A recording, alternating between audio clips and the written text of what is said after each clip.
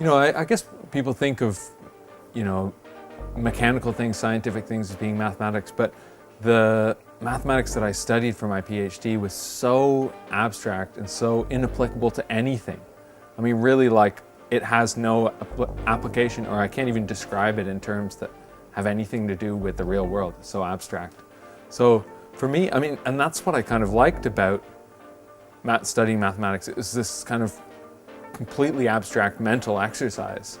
There's this kind of challenge of kind of figuring out some puzzle that really wasn't related to anything in the real world. Whereas, and I guess music's like a synthesis of things that are both kind of abstract or conceptual or whatever, of kind of conceiving of, of translating some concept or trying to translate some emotion into some kind of sonic idea. But it has like a technical aspect to it as well. You have to kind of like, so for example, one of the aspects of Swim as far as production goes was this idea of trying to make music that sounded liquid or whatever. And it's this problem that wasn't something that ever comes up in mathematics, which is purely abstract, of taking something that's an abstract idea and making something concrete out of it, making something that's kind of physical or, sonic. So I liked both things, but music is interesting because it's this kind of uneasy hybrid between conceptual ideas and then very like immediate, music makes people cry or makes people dance or whatever. It's very kind of immediate in other ways.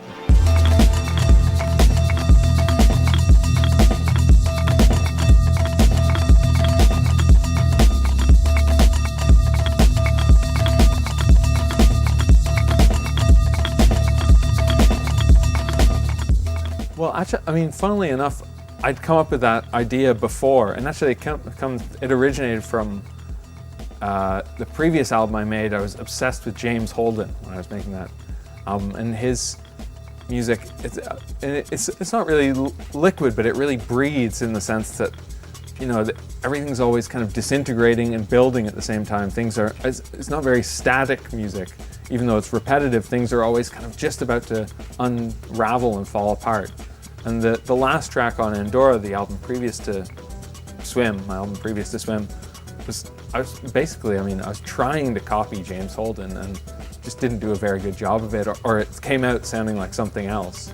And trying to get that dynamic, I mean, that was the whole point of that track, was trying to get that dynamic of things kind of like building and then falling apart. And it was that track, listening back to Andorra, I was like, that track seems like a good starting point for the next album, because it seems like it has that sense of fluidity, and that was something I could like take off in a lot of different directions from. This is the first album that has any kind of element of concept or whatever to it. All the music that I've ever made has just been entirely personal in the way that I don't think about anybody else when I'm making it. I'm not making it for people to even hear it. I'm making it for me to hear it, and because it's exciting for me, and because it moves me or is exciting to me at the time that I'm making it. That's the thrill. But it's also personal in the sense that this is the first album that has kind of personal lyrics that have things to do. I guess that was always a part of my music that felt that I didn't really feel comfortable or confident in singing about things that were kind of close to me or personal to me. Whereas this time, singing about friends' relationships falling apart, or, people in my family passing away, my grandparents passing away. So it was, the first time that I felt comfortable putting that into the music, or wanted to kind of have that element in the music.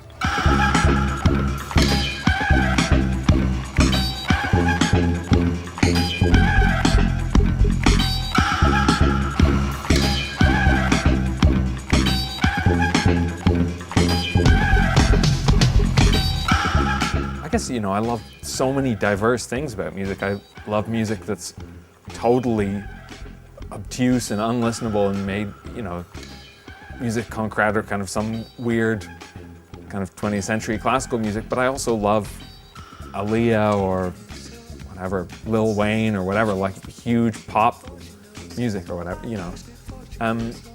And I think one of the primary things that I've always loved about music is just the sense of melody that can kind of, it almost seems like every melody in the world should already have been written. It's like people have been making music for so long that all of the possibilities should have been exhausted, but there's still like that sense of working on finding something that sounds familiar and sounds like kind of connects in a very immediate emotional way to you. You hear a melody and it kind of brings this emotion out of you. It makes you feel happy or it makes you feel sad or something. That's always an amazing thing for me, and it's something that is important in the music that I'm making, you know, that the melody itself, even if it's surrounded by kind of sonic ideas that are kind of become more experimental or have, you know, more less accessible, that the melody in the center of it kind of, you know, sticks in your head or kind of connects with you on some very basic level, because I'm just fascinated by the fact that it can do that a melody can just immediately kind of latch on to lots of people in the same way.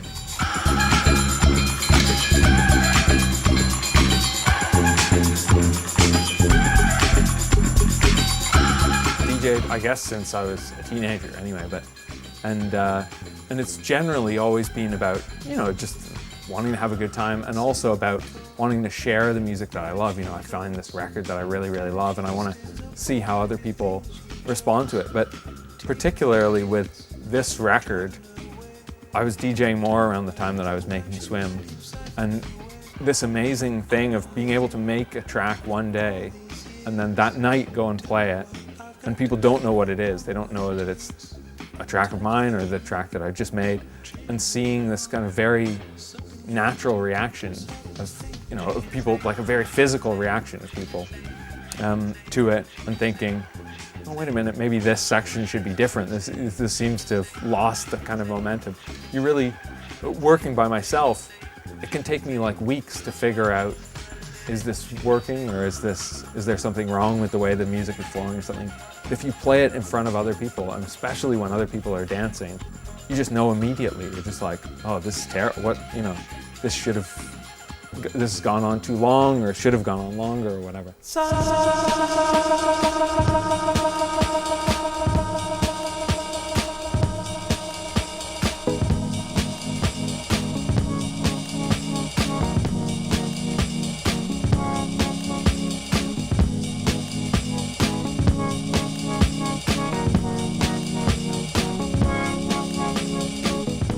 There are kind of bits and pieces that I play in my DJ sets that are music that I've made, not really for another album necessarily, but just because there's also, when I'm DJing, I want to play things people haven't heard. So the easiest way for me to do that is just make some music. You know, then I can guarantee that nobody's heard it before.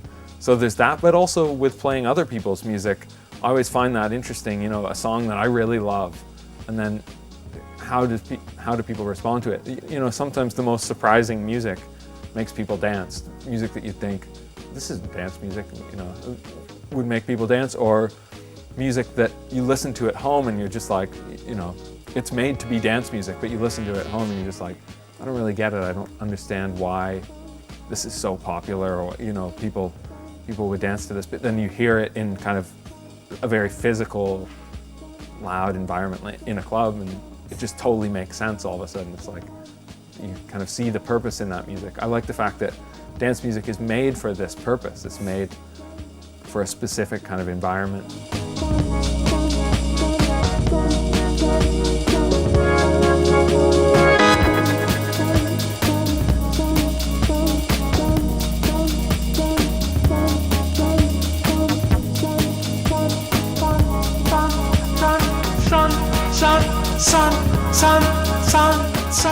Arthur Russell's definitely, well, he's interesting for many different reasons, but one of them is his kind of, the thing that's most interesting, well, maybe the two things that are most interesting to me about him is the way he just synthesized, kind of effortlessly synthesized all these things going on in New York around that time. Even though he wasn't from New York, he came and kind of represented that kind of hybridization of everything that was going on. The kind of disco thing, but also like the modern classical world, the contemporary classical world. is very much involved with all sorts of composers in that scene, and kind of pop music as well. And for me, that's such a natural fit. That's how I kind of feel, that's how I relate to contemporary music. Is I'm not a dance music producer, I'm sort of a dance music producer, and I'm not a pop music producer, I'm sort of a pop music producer. I'm sort of halfway into everything that I'm doing. I kind of feel like I'm in that same kind of position, floating in between different areas. You know, I knew his dance music productions when I was a teenager, or a while, 10 years ago or whatever, but as with a lot of people, I think when it reissued World of Echo in 2004, hearing that album for the first time, it was his voice that just absolutely captivated everybody. Because it's his voice, because it's not like a professional singer, and because it's just so much for his character and his personality is in that voice. And for me, you know, I'm not a singer. I've worked on, you know, I've become more confident using my voice. But it was the perfect kind of opportunity to think, well, you know, he's got this there's something amazing about his voice, there's something very captivating about it, but it's not like a trained, you know, pop singer or whatever. It's something very kind of eccentric about it. And so to think about using my voice in those terms of kind of, you know, just being me, representing rather than trying to sound, I guess, you know, in previous records I'd think, well, I really like the sound of this voice on this old 60s record or something, and I'll try and emulate that. But this album was much more about having it's just my voice without kind of being altered or being affected or whatever, just using it in a way that kind of suits the music that I'm making.